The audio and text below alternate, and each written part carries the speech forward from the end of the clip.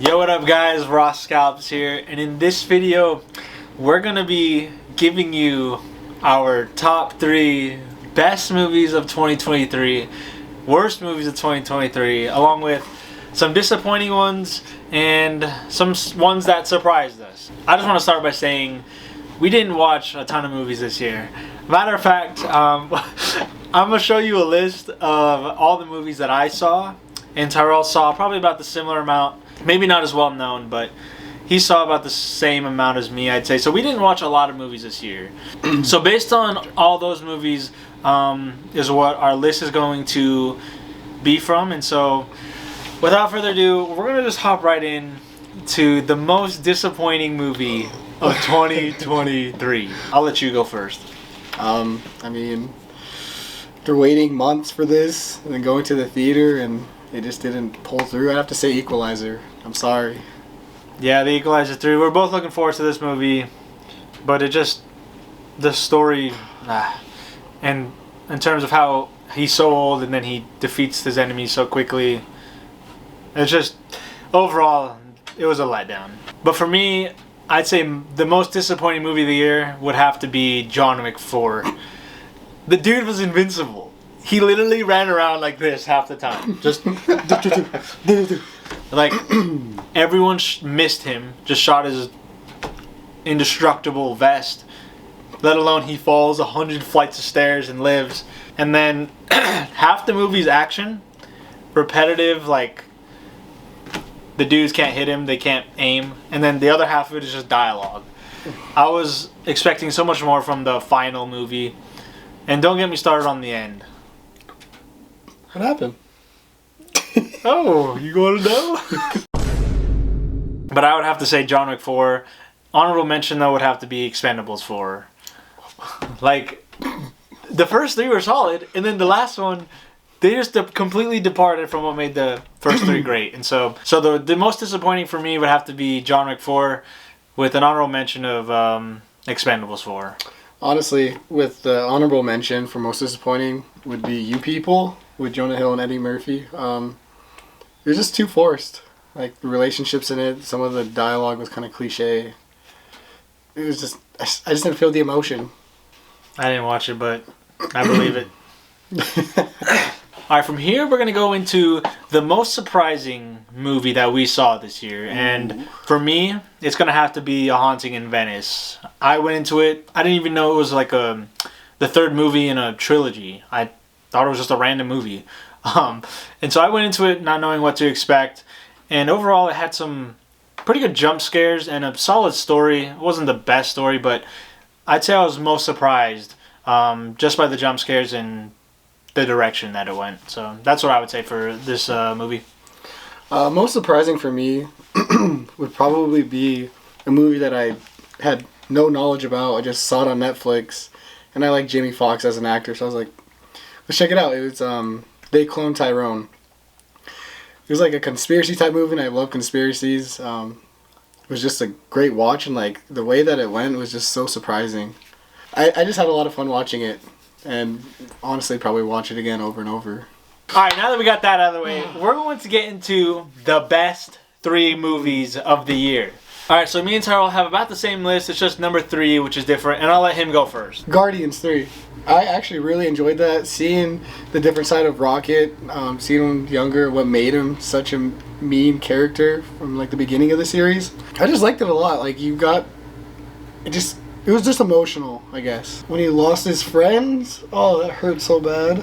No, you knew they were gonna die though. I know, because they're not there. It was just, yeah, it was tough. That was a sad movie. Gosh. Pretty good movie all around. That was in consideration for my number 3, but for me, I'm gonna get clowned. I'm gonna get laughed at. Aquaman. Joke. And for me, it's gonna be Mission Impossible. Now, I'm a fan of the franchise, especially the last movie with Henry Cavill. Man, that scene lives in my head rent free. Such a great scene, but regardless, I like this franchise, and just watching this movie, I didn't know what to expect. I knew it was probably going to be good, and it was good. Tom Cruise, another banger movie this year. Yeah.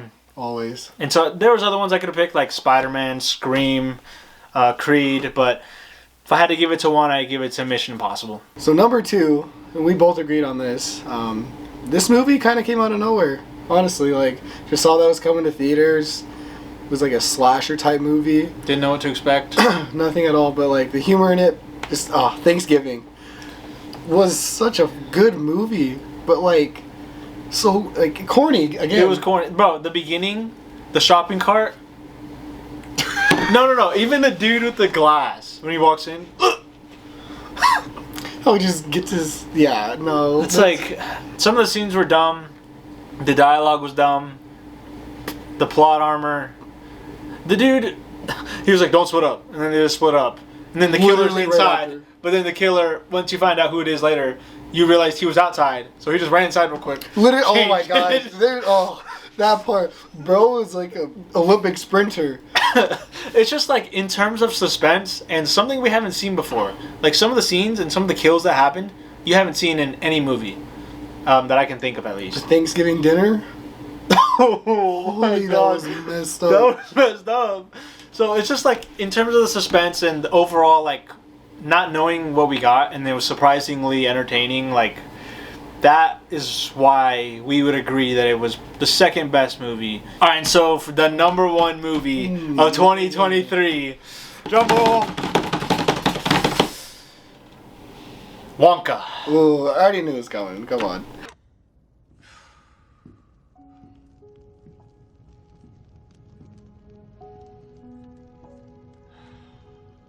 Wonka, it was just a surprisingly good movie. Like, surprisingly family-friendly, fun, entertaining movie. Was it the greatest story? No, we get it. In terms every of movie. every movie, yeah. Was it the best written? No.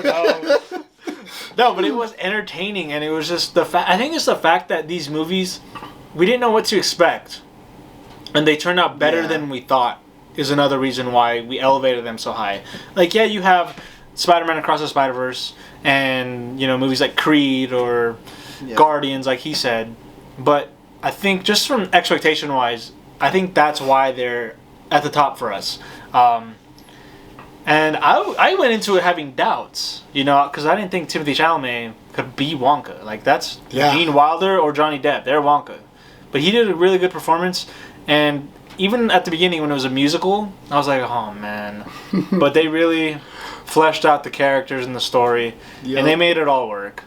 And I don't even like musicals. Oh, yeah, I don't like musicals. But, like, they would say certain things while singing that were just, like, funny and, like, you did not expect it. Like, it's just that Wonka humor. Yeah, and so overall, Wonka wins the Best Movie Award for 2023. Whether it's warranted or not, you guys comment down below if you agree. Or disagree. Say something. Say something. Alright, now we're into the bread and butter. What you guys have been waiting for, to see the worst movies of 2023. We're going to start off, we're going to do our top 3, or bottom 3, I guess. With number 3 being the Marvels. Oh my gosh, don't even get... How it's a problem when there's more cats screen time than the villain's screen time. And you don't even know what the villain's name is, you forget. And when you go into a world where they just sing, and then at the end he's like, oh, I can speak. He's bilingual. Oh, and when the villain at the end gets defeated in half a second. And not even by the main characters. Oh, and when the problem could have been solved by Miss Marvel, but she's brain dead. And took a little kid telling her what to do. Like what? And... Number 2. Nun 2. Oh my gosh. I love the whole series, but it's just... The Nun 2 was so corny. Like, we didn't review this on the channel, but we went and watched it, and my goodness. Corny. So corny. It's not... Don't know if it was the acting or just the everything. Plot, just all of it all together. Just like, how is A Haunting in Venice scarier than The Nun 2? Literally, like. And finally, the worst movie of the year. Oh, hands down. Don't cancel us, please. Do not cancel us. Cancel us before. Killers of the Flower Moon. And you know why? Alright, so the worst movie of 2023. You already know. It gets roasted constantly from us. The Equalizer 3. He said it was the most disappointing movie of the decade, I think. Like, you literally have a character who's like, oh, he's so cool and stuff, but he's so old. At the beginning, he gets shot by a kid, and then he's hurt the whole movie from a kid. Why couldn't they make it like the villain? You shot him, and then he's like trying to get back at him. No, it's a kid, a random kid. You'll never see him again. Literally, though. Let alone that, the action. But he still just beats everyone like nothing. Yeah, he's old, hurt, and then he's still like, there's like 5 gang members. He just takes them all out like that. Or at the end, the dude, the final boss, doesn't even get a hit on him. None. Like, they just show him killing everyone. The action to like non-action ratio was terrible. He takes him out like Garbage. that in a few minutes, but then the rest was just dialogue and him walking around. It's just, they had, I feel like, pretty good movies. The first one was good, the second one was solid. Oh, yeah. And then they go from this where he's old, but he can still kill everyone in half a second. But he's weak. But then he's stronger than everyone he fight. It was just too much. Like, it's not even the action. It's the fact that he takes him out with so much ease. And the villain, what villain? There was literally like no threat. Literally, though. It was just, we were looking forward to this. We were like, finally a good movie. And then we watch it and we're like, I don't know. We roasted this a lot. So Because it much. sucks. We compared it to Downsizing. No, I wouldn't insult downsizing. No, but this movie was the worst movie we saw this year. Like I said, we didn't watch a ton of movies, so there might be worse ones like Like what? We watched- The expectations, though. That's what makes it like the worst. I think that's the main thing. It was just so disappointing that it's the worst movie. Yeah, literally. So, We had such high hopes. but that's the worst movie for us is Equalizer 3. Good job, buddy. At least you won something. You won being the worst. Alright guys, so that's the list of our worst, our best, most disappointing, most surprising. And granted, this is in a year where we had Oppenheimer.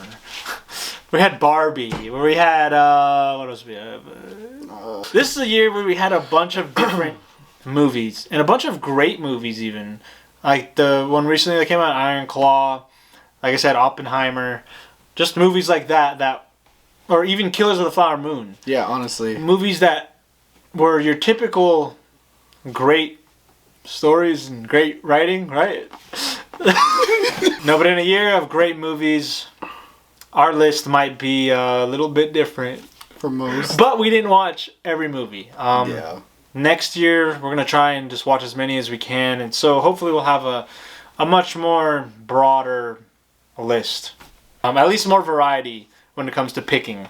But for this year, like I said, we only watched so many movies. And we rated this, or we based this off of just personal entertainment.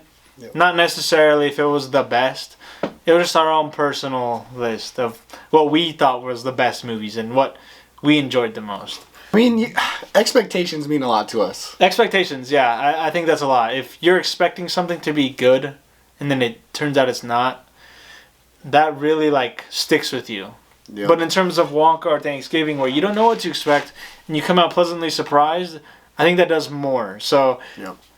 the expectations really do gauge how much you like a movie. Anyways, guys, like I said, thank you to everyone who has watched, commented, interacted. And so thank you all for interacting with us and watching the reviews. There's so many other people you can watch, but you guys choose to watch us. And so we really appreciate it. With that being said, we look forward to a great 2024. A lot of movies. And yeah, we'll see you all next year. Peace.